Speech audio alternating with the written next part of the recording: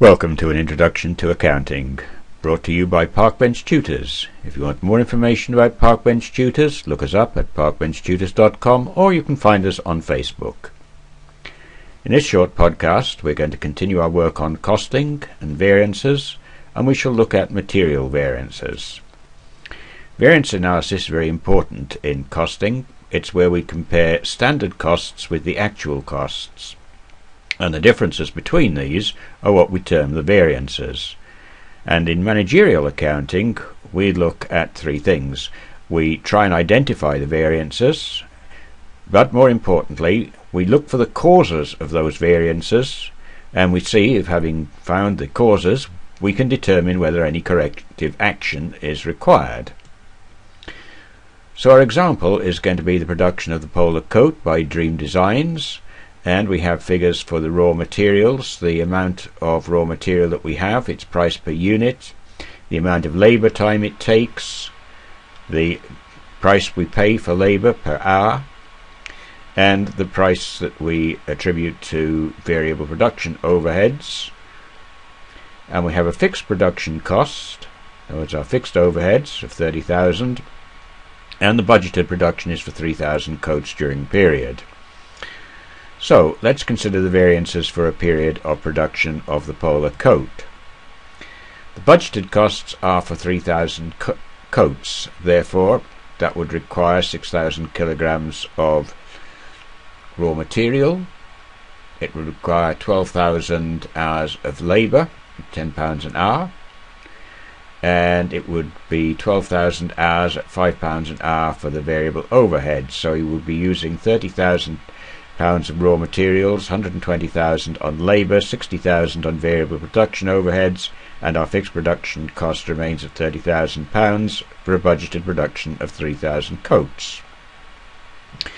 The actual cost for the period was somewhat different. The raw materials cost was 32,000, which represented 6,100 kilograms. The labour, we actually paid out £126,000. 13,000 hours were paid hours, but only 11,500 of those are actually worked hours. And we have a figure for variable production overhead of 65,000, a figure for 34,000 for fixed, and so on. The actual production note was 3,600 coats, not the 3,000 on the budget. Now we're going to assume that there was no raw material to begin with, and that we used all the raw material during the end.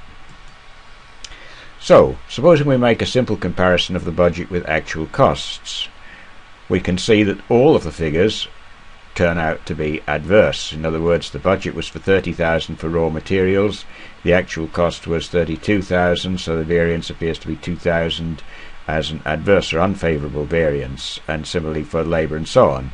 We're only going to focus on raw materials in this podcast. Now, why is that simple comparison weak? Well, it doesn't tell us anything about the cause of the variance. Although it gives us an amount, it doesn't actually refer to the number of coats we actually produced.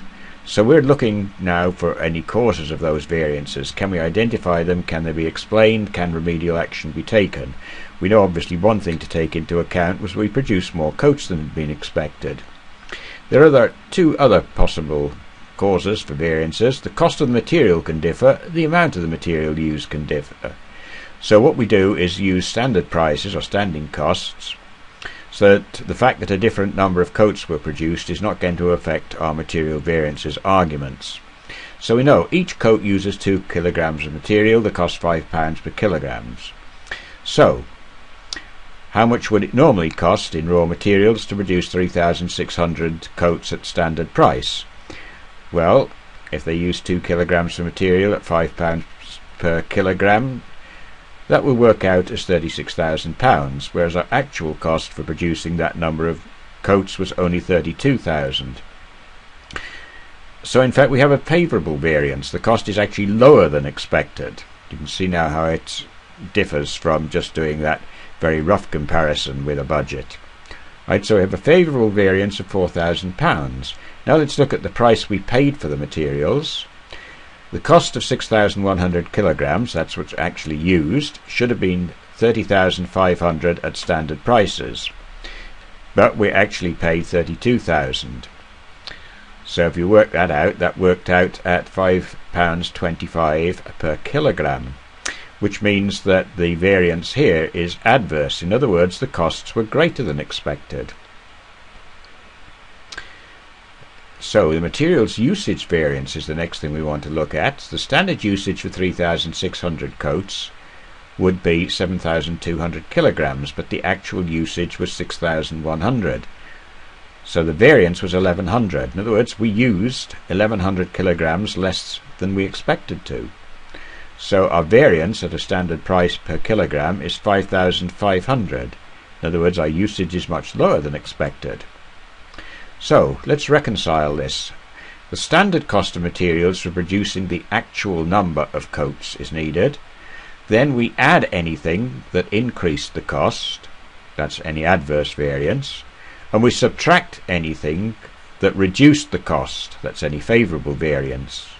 And when we've done that, that should equal the actual costs, right? So we take the standard cost of materials, add any adverse variances that increase the cost, subtract any favourable variances that reduce the cost, and that should equal the actual cost. So the standard cost we calculated at 36,000. Add the 1,500 adverse variance, subtract the 5,500 favourable variance, and we get to £32,000, which was the actual cost for that period. So here's our reconciliation once more. Our actual cost was 32,000, the actual quantity times the actual price, less the £1,500 material price variance, add the materials usage variance of 5,500, and we'll get back to our standard quantity at standard price. So note we've done that both ways now. That ends our podcast on material variances, brought to you by Parkbench Tutors, narrated by David Hopcroft. Thank you for watching and for listening. We wish you success in your studies. If you want to look at all our costing podcasts, then go to parkbenchtutors.com and you can sign up for access to the course resources. Thank you.